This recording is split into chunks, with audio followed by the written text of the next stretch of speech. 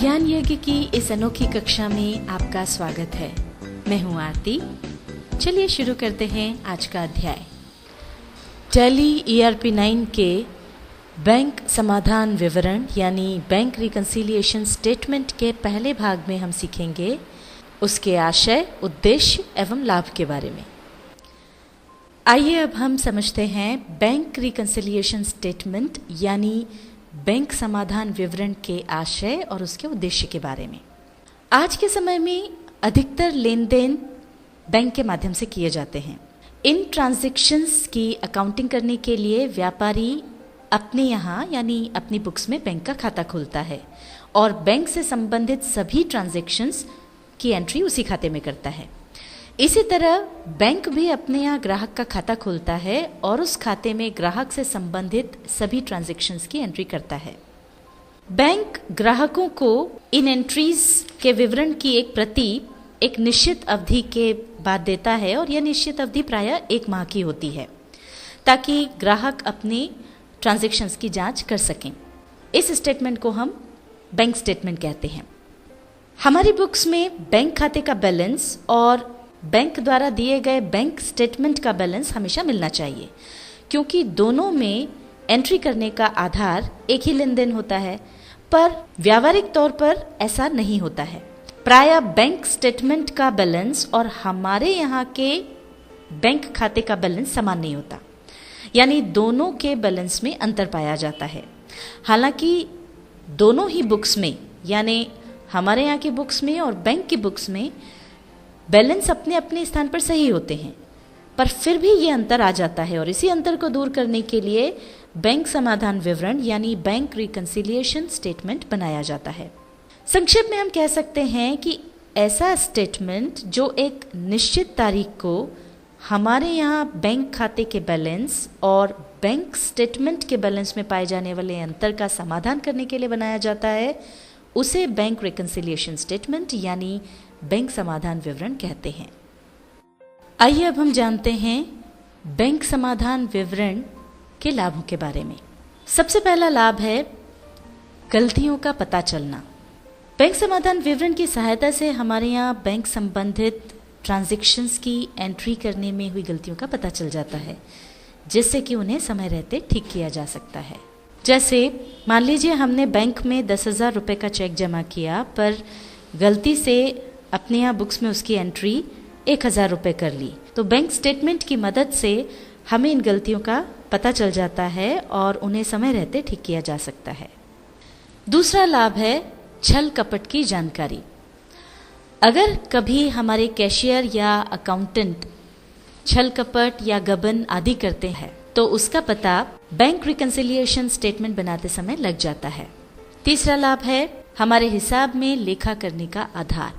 Bank द्वारा कई entries हमारे खाते में कर दी जाती हैं, जैसे ब्याज की entry, chequebook charges, check return charges इत्यादि की एंट्री, पर हमें उसकी सूचना समय पर मिल नहीं पाती। बैंक स्टेटमेंट प्राप्त होने पर जब हम बैंक समाधान विवरण बनाते हैं तो ऐसी एंट्रीज की हमें जानकारी मिल जाती है और ये एंट्रीज हम अपने हिसाब में कर लेते हैं, जिससे हमारे यहाँ जो बैंक खाता है वह भी बैंक का सही बैलेंस बताए। चौथा लाभ है बैंक द्वारा की गई गलत एंट्री की जानकारी होना।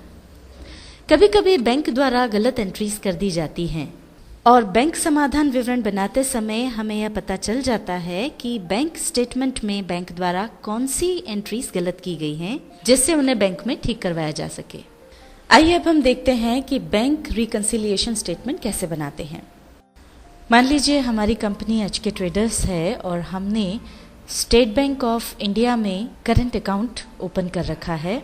आइए अब हम स्टेट बैंक ऑफ इंडिया के माध्यम से हमने जो भी ट्रांजैक्शंस किए हैं उनको देखने के लिए स्टेट बैंक ऑफ इंडिया का खाता खोलते हैं। उसके लिए पहले यहाँ से हम बाहर आएंगे।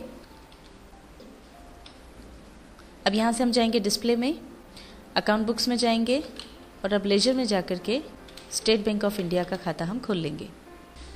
अभी देखिए बैंक के थ्रू जो भी ट्रांजैक्शंस हुए हैं वो आपको यहाँ पर नज़र आ रहे हैं। जैसे कस्टमर B से जो चेक हमें प्राप्त हुआ है वो यहाँ नज़र आ रहा है। सप्लायर A को जो हमने चेक दिया है उसको जो पेमेंट किया है वो यहाँ नज़र आ रहा है।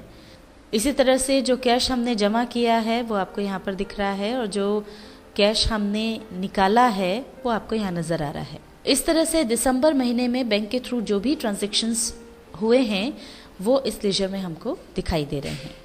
ये तो सारे ट्रांजैक्शंस हो गए और हमको स्टेट बैंक ऑफ इंडिया का दिसंबर महीने का स्टेटमेंट भी मिल चुका है। आइए अब हम स्टेटमेंट देखते हैं।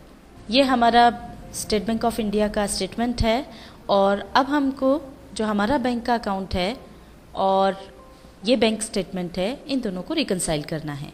तो इसके लिए हम वापस चलते हैं टैली पर। बैंक रिकंसिलिएशन स्टेटमेंट के लिए अब हम यहाँ से जाएंगे बैंकिंग पर।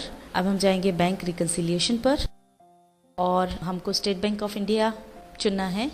अभी यहाँ पर बैंक रिकंसिलिएशन की विंडो खुल गई है और इसमें हम देख सकते हैं स्टेट बैंक ऑफ इंडिया का जो लेजर हमारे यहाँ पर है उसके सारे ट्रांजैक्शंस हमको नज़र आ रहे हैं।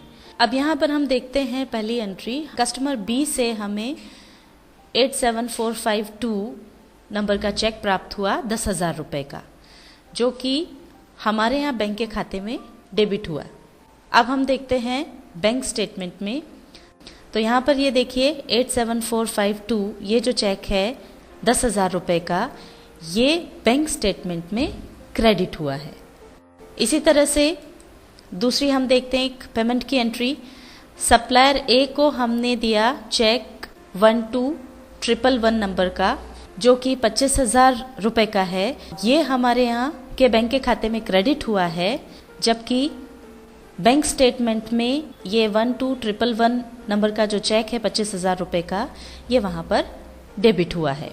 इसी तरह से हम एक और एंट्री देखते हैं कैश की। ये कैश हमने बैंक में जमा किया है 25,000 रुपये, जिसको हमने अपने यहाँ बैंक के लेजर में डेबिट किया है। इसको अगर हम बैंक स्टेटमेंट में देखेंगे तो ये देखिए, ये जो हमने बैंक में जमा किया है ये आ गया है क्रेडिट साइड में। इसी तरह से बैंक से हमने ये 2 लाख रुपए निकाले हैं, तो इसको हमने हमारे यहाँ के बैंक के खाते में क्रेडिट किया है। जबकि इसको अगर हम बैंक स्टेटमेंट में देखेंगे तो ये जो 2 लाख रुपए का अमाउंट है, ये जो कैश विड्रॉ हमने किया है, ये बैंक स्टेटमेंट में डेबिट साइड में है। इस तरह से हम ये देख सकते हैं कि यहाँ पर हमारे यहाँ पर जो बैंक का खाता है उसमें जो भी पैसा हमने बैंक में चेक के थ्रू या कैश जमा किया है उसको हमने यहाँ बैंक के लेजर में डेबिट किया है। ये जो भी अमाउंट आप 10,000, 12,000, 11,000 का देख रहे हैं, इसको हमने चेक के थ्रू या कैश बैंक में जमा किया है और इसको डेबिट साइड में लिखा है। और इसी को अगर हम बैंक स्टेटमेंट में देखें तो देखिए ये जो 10,000, 12,000, 11,000 ये वाला जो अमाउंट है, ये चूंकि बैंक को प्राप्त हुआ है इसलिए बैंक स्टेटमेंट में ये क्रेडिट साइड में है।